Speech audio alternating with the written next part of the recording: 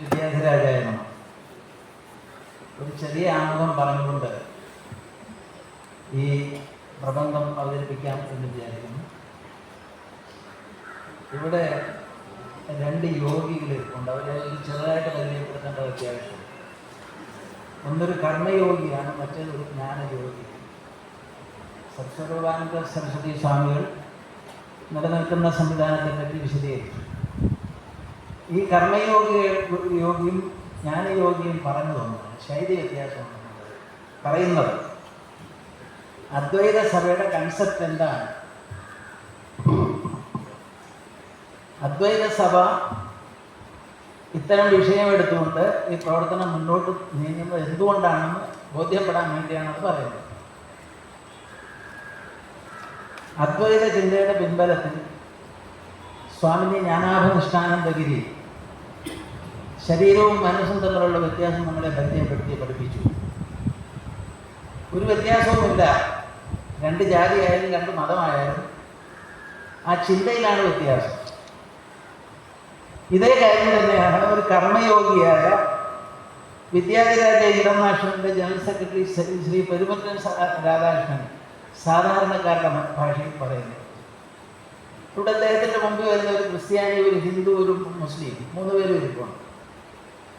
അപ്പോൾ അവരോട് ചോദിച്ചു, എടോ നിങ്ങൾ തമ്മിലുള്ള വ്യത്യാസം എന്താ? നിങ്ങൾ തമ്മിലുള്ള വ്യത്യാസം എന്താ? ശരീരം ഒന്നാണ്, അതിൻ്റെ ആന്തരിക ഘടന ഒന്നാണ്, പിന്നെ വ്യത്യാസം നിങ്ങളുടെ ചിന്തയിലാണ്. ആ ചിന്ത മാറ്റിക്കഴിഞ്ഞാൽ ഇവിടെ നിങ്ങൾ 3 പേരും ഒന്നാണ്. അപ്പോൾ അദ്വൈത ചിന്ത സാധാരണക്കാർക്ക് മനസ്സിലാകുന്ന ഭാഷയിൽ ഞങ്ങളോടൊക്കെ സംബന്ധിച്ച് മാർഗനിർദ്ദേശം നൽകുന്ന ശ്രീ പെരുമറ്റൻ രാധാകൃഷ്ണൻ്റെ ചിന്തയാണ് ഈ അദ്വൈത സഭയുടെ രൂപീകരണത്തിലും ഇങ്ങനെ ഒരു വിഷയം നിങ്ങളുടെ മുമ്പിൽ അവതരിപ്പിക്കുന്നതിനും സാഹചര്യം ഉണ്ടാകുന്ന ചിന്ത ഒന്ന് തന്നെയാണ്. എല്ലാ മനുഷ്യരും ഒന്ന് തന്നെയാണ് എന്നൊരു ബോധ്യത്തിലേക്ക് നമ്മൾ വരണം എന്നുള്ളത്. ഇനി ഇതേ കാര്യമാണ് 115 വർഷം മുമ്പ് 20 വർഷം ഇവിടെ പ്രവർത്തിച്ച വള്ളികുന്നത്ത് പ്രവർത്തിച്ച അദ്വൈത സഭയും ചെയ്തിരുന്നു. അവർ ചെയ്ത ഒരുപാട് കാര്യങ്ങളുണ്ടെങ്കിലും ഏറ്റവും പ്രധാനപ്പെട്ട കാര്യം ഒരു ജാതിരഹിത കേരളീയ സമൂഹം കെട്ടിപ്പടുക്കുക എന്നത് തന്നെയായിരുന്നു. അതിനുവേണ്ടിയാണ് ചട്ടമ്പി സ്വാമികളും ശ്രീനാരായണ ഗുരുദേവനും അടക്കമുള്ള ആചാര്യന്മാർ വള്ളികുന്നത്ത് പ്രവർത്തിച്ചത്. വേദാധികാര നിരൂപണം എന്ന് പറയുന്ന പുസ്തകം ജാതിരഹിതമായ ഒരു സമൂഹത്തിന് വേണ്ടി സൃഷ്ടിച്ചതാണ്. ഒരു ജാതി, ഒരു മതം, ഒരു ദൈവം എന്ന് പറയുന്നതും അതേ ആശയം തന്നെയാണ്. ഈ ആചാര്യന്മാരെ കൂടിയാണ് ഈ വള്ളികുന്നത്ത് വെച്ച് SNDP യോഗത്തിൻ്റെ പ്രാഥമിക ചർച്ച നടത്തിയതും ബൈലോ ചർച്ച ചെയ്ത് തീരുമാനമെടുത്തു. ആ SNDP യോഗത്തിൻ്റെ തുടക്കം എല്ലാ ജാതി മതത്തിലും പെട്ട ആളുകൾക്ക്, പ്രത്യേകിച്ചും ഹൈന്ദവ വിഭാഗത്തിൽപ്പെട്ട എല്ലാവർക്കും അംഗത്വവും നേതൃത്വവും നൽകിയ ഒരു സഭയായിരുന്നു SNDP യോഗം. ഈ ആചാര്യന്മാർ ബോധപൂർവമാണ് ഇതെല്ലാം രൂപീകരിച്ചത്. കാരണം കേരളത്തിലെ ജാതി അതിശക്തമായിക്കൊണ്ട് കേരളം ഇരുട്ടിലാണ്ട് കിടക്കുന്ന ആ കാലഘട്ടത്തിൽ ഇതിനെ വെളിച്ചത്തിലേക്ക് കൊണ്ടുവരാൻ വേണ്ടി ഈ ആത്മീയ ആചാര്യന്മാർ സംയോജിച്ചുകൊണ്ട് ഈ വള്ളികുന്നത്ത്, പ്രത്യേകിച്ചും ആറമ്പൽ ഭവനത്തിലെ അദ്വൈത സഭയിൽ എടുത്ത ചർച്ചയാണ്. പക്ഷേ 1910 ശേഷം അദ്വൈത സഭ മുന്നോട്ട് കൊണ്ടുപോകാൻ ആരുമില്ലായിരുന്നു. അങ്ങനെ ആ ചർച്ച അവിടെ ഏതാണ്ട് നിർജീവമായി എന്ന് പറയാം. ഈ ചർച്ച പുനരാരംഭിക്കുക എന്നുള്ള ഒരു പ്രക്രിയയാണ് ഇവിടെ നമ്മൾ തുടങ്ങുന്നത്. മുഖം പറഞ്ഞുകൊണ്ട് ഞാൻ ഈ പ്രണയത്തിലേക്ക് കടക്കുകയാണ്, ഈ പ്രബന്ധത്തിലേക്ക്. ജാതിരഹിത ഭാരതം നമ്മുടെ ലക്ഷ്യം. ഇവിടെ ഈ സഭയുടെ ഉദ്ഘാടകനായ ഡോക്ടർ സുരേന്ദ്രനാഥും പറഞ്ഞു, വേദകാലത്തിന് മുമ്പ് ഇവിടെ ഒരു കാലമുണ്ടായിരുന്നു. ശൈവ വേദാന്ത കാലമെന്ന് വേണേൽ നമുക്ക് ലഘുവായി പറയാം. ആ ഒരു കാലഘട്ടത്തിൽ ഇവിടെ ജാതി ഭേദമില്ലായിരുന്നു, ജാതിയുമില്ലായിരുന്നു. അതിൻ്റെ ഒരു തുടക്കമാണ്. ആമുഖത്തിൽ പുരാതന കേരളം ജാതിരഹിത സമൂഹമായിരുന്നു. അവരവരുടെ അഭിരുചിക്കനുസരിച്ച് വ്യത്യസ്ത തൊഴിൽ ചെയ്യുന്നവർ അന്നും ഉണ്ടായിരുന്നുവെങ്കിലും അവർ പ്രത്യേക ജാതി ആയിരുന്നില്ല. സമൂഹത്തിൽ അവർ വിവേചനം നേരിട്ടിരുന്നുമില്ല. പറയുന്ന വാദ്യോപകരണം കൊട്ടിപ്പാടുന്ന കലാകാരന്മാരായ പറയരും പാണരും സമൂഹത്തിൽ ആദരണീയരായിരുന്നു. ഇന്ന് നമ്മുടെ സമൂഹത്തിൽ ഏറ്റവും താഴേക്കിടയിൽ നിന്ന് നമ്മൾ പറയുന്ന പറയർ ആ കാലഘട്ടത്തിൽ സമൂഹത്തിലെ ഏറ്റവും അധികം ആദരം പിടിച്ചു വാങ്ങിയ വിഭാഗമായിരുന്നു. പറയെന്ന് പറയുന്ന ഒരു വാദ്യോപകരണമായിരുന്നു. അത് കൊട്ടിപ്പാടുന്ന കലാകാരന്മാർ. പക്ഷേ ഇന്ന് അവരുടെ അവസ്ഥ ഈ പുതിയ വ്യവസ്ഥിതി വന്നതോടുകൂടി അങ്ങോട്ട് പോയി എന്നുള്ളതാണ് നമ്മൾ തിരിച്ചറിയേണ്ടത്. അപ്പോൾ സമൂഹത്തിലെ ആദരണീയരായിരുന്നു. അതുപോലെ കർഷകരായിരുന്ന പുലവർ, ആ പുലവരാണ് പിന്നീട് പുലയരായി മാറുന്നത്. സമൂഹത്തിൽ അംഗീകാരം നേടിയിരുന്നവരായിരുന്നു. ഭക്ഷണം കൊടുക്കുന്ന സമൂഹത്തിനെ തീറ്റിപ്പോറ്റുന്ന കർഷകരായിരുന്നു. ജാതി എന്ന പരിധിയിലായിരുന്നില്ല ഈ വിഭാഗങ്ങൾ, ഇതെല്ലാം സ്ഥാനപ്പേരുകളായിരുന്നു. സ്ത്രീകൾക്ക് സമൂഹത്തിൽ ആദരണീയ സ്ഥാനമുണ്ടായിരുന്നു. എല്ലാവർക്കും പങ്കെടുക്കാവുന്ന കാവുകളായിരുന്നു അന്നത്തെ ആരാധനാ കേന്ദ്രങ്ങൾ. ആ കാവുകളിൽ നാഗവും ശാസ്താവും, ചാത്തൻ എന്ന് പറയുന്ന ശാസ്താവും പ്രകൃതി ശക്തികളുമായിരുന്നു ആരാധനാമൂർത്തികൾ. ആ സമൂഹത്തിൽ ഉച്ചനീചത്വവും മാറ്റി നിർത്തലുമില്ലായിരുന്നു. എന്ന് മാത്രമല്ല, പുലയ രാജവർണ്ണം നിലനിന്ന ഒരു നാട്ടുരാജ്യവും കേരളത്തിൽ ഉണ്ടായിരുന്നു. അതിനെ എല്ലാം കൊണ്ടും കേരളത്തിലെ ഒരു സുവർണ ഭൂതകാലം ഉണ്ടായിരുന്നു. ആ ഭൂതകാലത്തിലേക്ക് തിരികെ പോകാനാണ് നമ്മുടെ അദ്വൈത സഭ ആഗ്രഹിക്കുന്നത്. ഈ സുവർണകാലത്തെ അവർണമാക്കിയത് മോക്ഷമാർഗം മറന്ന് ഭൗതിക സുഖഭോഗത്തിനായി സനാതന ധർമ്മത്തെ ദുർവ്യാഖ്യാനം ചെയ്ത പൗരോഹിത്യമാണ്. അർത്ഥം, കാമം, ലാഭം, മോക്ഷം, ഈ 4 അവസ്ഥയിലൂടെയാണ് മോക്ഷത്തിലെത്തേണ്ടത്. പക്ഷേ നേരെ കാമത്തിലേക്ക് പോവുകയും മോക്ഷവും ബാക്കിയെല്ലാം മറക്കുകയും അർത്ഥവും കാമവും അതിലേക്ക് പോയ പൗരോഹിത്യമാണ് ഈ സമൂഹത്തെ ഇത്തരത്തിലേക്ക് മാറ്റിമറിച്ചത്. ഉത്തരഭാരതത്തിൽ സ്വാർത്ഥ താല്പര്യ അധിഷ്ഠിതമായി നടപ്പാക്കിയ ചാതുർവർണ്ണ്യം മോശമെന്നല്ല, പക്ഷെ അത് നടപ്പാക്കിയത് സ്വാമിജി പറഞ്ഞ പോലെ എന്താ പറയുന്നത്, സ്വാർത്ഥ താല്പര്യ അധിഷ്ഠിതമായിട്ടാണ് നടപ്പാക്കിയ ചാതുർവർണ്ണ്യം കേരളത്തിൽ നടപ്പാക്കിയത് പരിഷ്കരിച്ച 4 വർണ്ണമായിട്ടാണ്. ഇവിടെ പറയുന്നത് അപ്പം ആ 4 വർണ്ണങ്ങൾ ഏതൊക്കെയാണ്? ഒന്ന് ബ്രാഹ്മണൻ, ക്ഷത്രിയൻ, ശൂദ്രൻ, അവർണ്ണൻ. ഇങ്ങനെ 4 വർണ്ണങ്ങളാക്കിയാണ് ഇത് കേരളത്തിൽ നടപ്പാക്കിയത്. മറ്റു വിശദാംശങ്ങളിലേക്ക് നമ്മളിപ്പോൾ പ്രമേയത്തിലൂടെ പോകാൻ കഴിയില്ല. ഇങ്ങനെ 4 വിഭാഗങ്ങൾ ഇവിടെ നിശ്ചയിക്കപ്പെട്ടു. നായർ സമുദായത്തെ ശൂദ്രരാക്കിയപ്പോൾ ശേഷിച്ചവരെ അവർണ്ണരും തീണ്ടൽ ജാതിക്കാരുമാക്കി മാറ്റി. മൃഗങ്ങൾക്ക് യഥേഷ്ടം കടന്നു പോകാവുന്ന പാതകളിലൂടെ യാത്ര ചെയ്യുവാൻ ചില മനുഷ്യർക്ക് അനുമതി നിഷേധിക്കപ്പെട്ടു. മൃഗങ്ങൾക്ക് എല്ലാ മനുഷ്യരുടെയും അടുത്തേക്ക് വരാൻ കഴിയുമ്പോഴും മനുഷ്യർക്കടുത്തേക്ക് വരുവാൻ വ്യത്യസ്ത അകലം നിശ്ചയിച്ചു. ജാതി ശ്രേണിയും അത് അരക്കിട്ടുറപ്പിക്കുന്ന ജാതി നിർണയം എന്ന് പറയുന്ന ഗ്രന്ഥവും ജാതി വ്യവസ്ഥയെ നിയമവിധേയമായി. പുരോഹിത ഹിതത്തിന് രാജാവ് കീഴടങ്ങിയതോടെ കേരള സമൂഹത്തിൻ്റെ യാത്ര ഇരുട്ടിലേക്കായി. 1892 ഉത്തര ഭാരതത്തിൽ നിന്നും കേരളത്തിലെത്തിയ സ്വാമി വിവേകാനന്ദൻ കേരളത്തെ കാന്താലയം എന്ന് വിളിക്കുന്ന തരത്തിലേക്ക് ഇവിടുത്തെ ജാതി അനാചാരം പ്രാകൃതമായി മാറി. അതാണ് ആ ഒരു പശ്ചാത്തലം. ഇത്തരത്തിൽ കേരളത്തിൽ നിലനിന്ന ജാതി വിവേചനത്തിനെതിരെ ശക്തമായ ആശയമെല്ലാം ഉയർന്നു വന്നത് വള്ളികുന്നത്തു നിന്നാണ്, നമ്മൾ ഈ നിൽക്കുന്ന മണ്ണിൽ നിന്നാണ്. 1890 മുതൽ വള്ളികുന്നത്ത് പ്രവർത്തിച്ച ആത്മീയ ഭൗതിക സഭയായിരുന്നു അദ്വൈത സഭയായിരുന്നു അത്തരം ചർച്ചകളുടെ വേദി. ആത്മീയ കാര്യം മാത്രമല്ല, സമൂഹത്തെ ബാധിക്കുന്ന എല്ലാ വിഷയങ്ങളിലും അവരുടെ ചിന്തയും പ്രവർത്തനവും കടന്നുപോയി. വള്ളികുന്നത്തെ ആറമ്പിൽ ഭവനമായിരുന്നു അദ്വൈത സഭയുടെ ആസ്ഥാനം. ചട്ടമ്പി സ്വാമികളുടെ രണ്ടാമത്തെ ശിഷ്യനായ നീലകണ്ഠ തീർത്ഥപാദ സ്വാമികൾ, അദ്ദേഹത്തിൻ്റെ 104ാമത് സമാധി ദിനമാണ് 29. അതിൻ്റെ ഭാഗമായിട്ട് ആണ് ഈ 3 ദിവസത്തെ ആഘോഷം നമ്മൾ നടത്തുന്നത്. സ്വാമികളാണ് അദ്വൈത സഭയുടെ സ്ഥാപകൻ. ചട്ടമ്പി സ്വാമികളും ശ്രീനാരായണ ഗുരുദേവനും നീലകണ്ഠ തീർത്ഥപാദരും ചട്ടമ്പി സ്വാമികളുടെ തൃതീയ ശിഷ്യനായ തീർത്ഥപാദ പരമഹംസരും ആറമ്പിൽ കാരണവരായ ഗോവിന്ദ ബ്രഹ്മാനുഭൂതിയും ഈ സഭയിലെ സ്ഥിരം അംഗങ്ങളായിരുന്നു. ഇത് കൂടാതെ മഹാത്മാ അയ്യങ്കാളിയുടെയും പണ്ഡിറ്റ് KP കറുപ്പൻ്റെയും അനുയായികളും മറ്റു നവോത്ഥാന പ്രവർത്തകരും ഈ സഭയിൽ പങ്കെടുത്തിരുന്നു.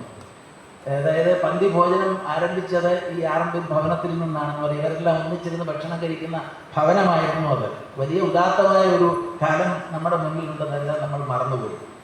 സഭയിൽ ഹൈന്ദവ ഏകീകരണം ലക്ഷ്യമാക്കി ചട്ടമ്പി സ്വാമികളും ശ്രീനാരായണ ഗുരുദേവനുമടക്കമുള്ള ആത്മീയ ആചാര്യന്മാർ നടത്തിയ ചർച്ചയിലൂടെ രൂപപ്പെട്ട ആശയമാണ് SNDP യോഗത്തിൻ്റെ രൂപീകരണത്തിന് നാന്ദിയായത്. ഈ സംഘടനയുടെ ബൈലോയും ഈ സഭയിൽ നടന്ന ചർച്ചയിലൂടെയാണ് അന്തിമ രൂപത്തിലെത്തിയത്. ഇതെല്ലാം പുസ്തകങ്ങളിൽ രേഖപ്പെടുത്തിയിട്ടുള്ള വസ്തുതയാണ്. കേരളത്തെ വെളിച്ചത്തിലേക്ക് നയിച്ച നവോത്ഥാന പ്രസ്ഥാനത്തിൻ്റെ ഫലമായി 20ാം നൂറ്റാണ്ടിൻ്റെ മധ്യകാലമായതോടെ ജാതി ചിന്ത കേരളത്തിൽ ദുർബലമായിക്കൊണ്ടിരുന്നു. ഞങ്ങളുടെയൊക്കെ ചെറുപ്പകാലത്ത്, ഞങ്ങൾ സ്കൂളിലും കോളേജിലും പഠിക്കുന്ന കാലത്ത് അന്ന് ജാതി പറയുന്നത് വളരെ മോശമായിരുന്നു. 1950 നിലവിൽ വന്ന ഭാരതത്തിൻ്റെ മഹത്തായ ഭരണഘടനയും ജാതിമത സമൂഹത്തെ, ജാതിരഹിത സമൂഹത്തെ പിന്തുണയ്ക്കും. ജനാധിപത്യ ഭരണത്തിന് കീഴിൽ ഭാരതം, വിശിഷ്യ കേരളം, ഒരു ജാതിരഹിത സമൂഹമായി മാറുമെന്ന് സാമൂഹ്യ പ്രവർത്തകരും സ്വാതന്ത്ര്യ സമരത്തിന് നേതൃത്വം കൊടുത്ത രാഷ്ട്രീയ പ്രവർത്തകരും അന്ന് വിശ്വസിച്ചിരുന്നു. നിസ്വാർത്ഥരായ അവരുടെ പ്രവർത്തനത്തെ സംബന്ധിച്ചാണ് നമ്മുടെ ഉദ്ഘാടകൻ ശ്രീ സുരേന്ദ്രനാഥ് ഇവിടെ പരാമർശിച്ചത്. പക്ഷെ അവരുടെ എല്ലാം ആഗ്രഹത്തിന് വിരുദ്ധമായ ഒരു സമൂഹമായി നമ്മളിപ്പോൾ മാറിയിട്ടുണ്ട്. നിസ്വാർത്ഥരും മനുഷ്യസ്നേഹികളുമായ നേതാക്കൾ പൊഴിഞ്ഞതോടെ രാഷ്ട്രീയ നേതൃത്വത്തിലേക്ക് ക്രമേണ സ്വാർത്ഥമതികൾ കടന്നുവന്നു. രാഷ്ട്രീയം സേവനത്തിനുപരി തൊഴിലായതോടെ ജനാധിപത്യം കാപട്യം നിറഞ്ഞതായി മാറി. ജനാധിപത്യം വോട്ടാധിപത്യമാണല്ലോ. ഭാരതത്തിലെ മനുഷ്യരുടെ മനസ്സിൽ നൂറ്റാണ്ടുകളായി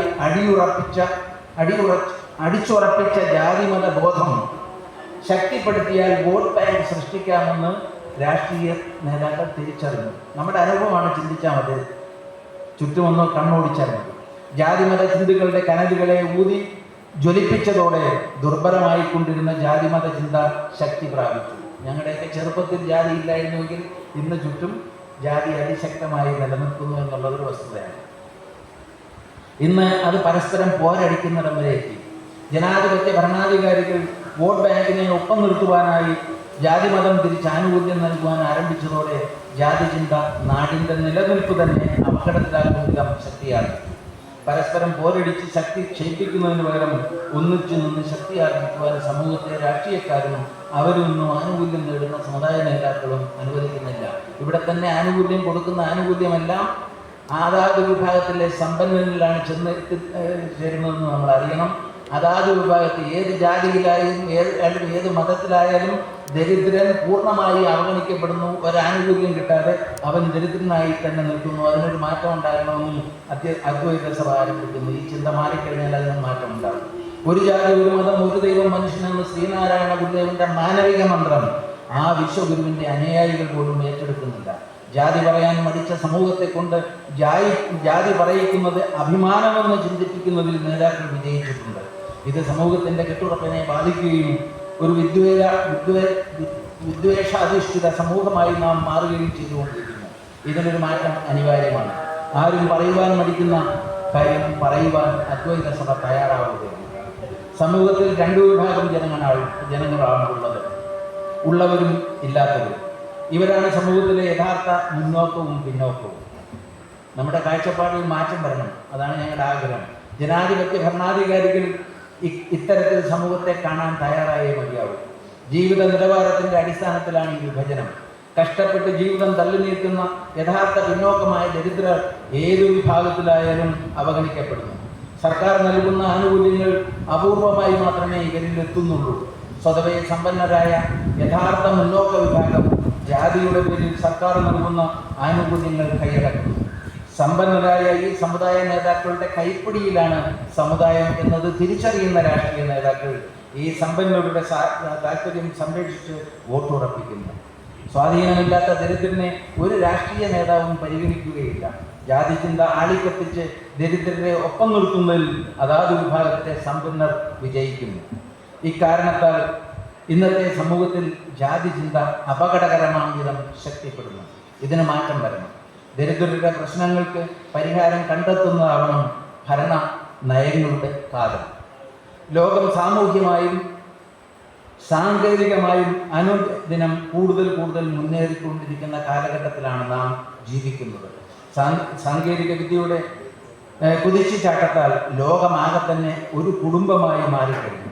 ഭാരതവും സാങ്കേതികമായി ഈ ആഗോള കുടുംബത്തിലെ അംഗമാണ്. എന്നാൽ സാമൂഹികമായി ഈ ലൗകിക വളർച്ചയ്ക്കൊപ്പം എത്തുവാൻ നാം തയ്യാറായിട്ടില്ല.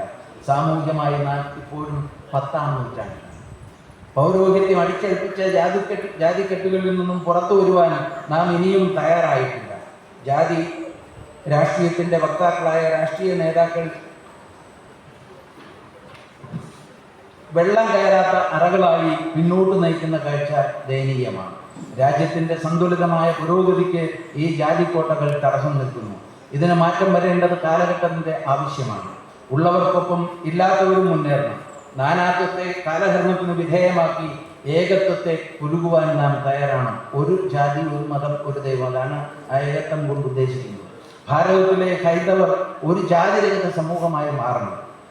അർഹതപ്പെട്ട എല്ലാവർക്കും മുന്നേറുവാനുള്ള അവസരം ഉറപ്പാക്കിക്കൊണ്ട് സർക്കാർ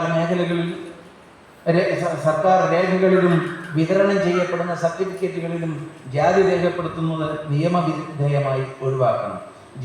ജാതിയുടെ പേരിൽ അഭിമാനിക്കുന്നതിനും അപമാനിക്കപ്പെടുന്നതിനുമുള്ള അവസരം ഉണ്ടാകാൻ പാടില്ല. നിലവിലുള്ള ജാതി സൂചക പദങ്ങൾ നിരോധിക്കണം. ഒരു ജാതിരഹിത സമൂഹമായി ഭാരതത്തിലെ ഹൈന്ദവർ മാറേണ്ട കാലം അതിക്രമിച്ചിരിക്കുന്നു. വസ്തുതകളെ വിശകലനം ചെയ്ത് പുതിയ ചിന്താപദ്ധതിക്ക് രൂപം നൽകുവാൻ ഈ അദ്വൈത സഭ മുന്നോട്ട് വരണമെന്ന് അഭ്യർത്ഥിക്കുന്നു. കേരള നവോത്ഥാനത്തിന് ദിശാബോധവും ആശയ അടിത്തറയും നൽകി 115 വർഷം മുമ്പ് പള്ളികുന്നത്തെ ഇതേ മണ്ണിൽ വേരുറപ്പിച്ച് പ്രവർത്തിച്ച അദ്വൈത സഭയുടെ ഒരു പുനർജന്മത്തിന് രാജ്യത്തിൻ്റെ ചിന്താപദ്ധതിയിൽ പുതിയതും നവോത്ഥാനപരവുമായ ആശയം സംഭാവന ചെയ്യുവാനുള്ള കടമയുണ്ട്. ആ കടമ നിറവേറ്റുവാൻ അദ്വൈത സഭ മുന്നോട്ട് വരണം.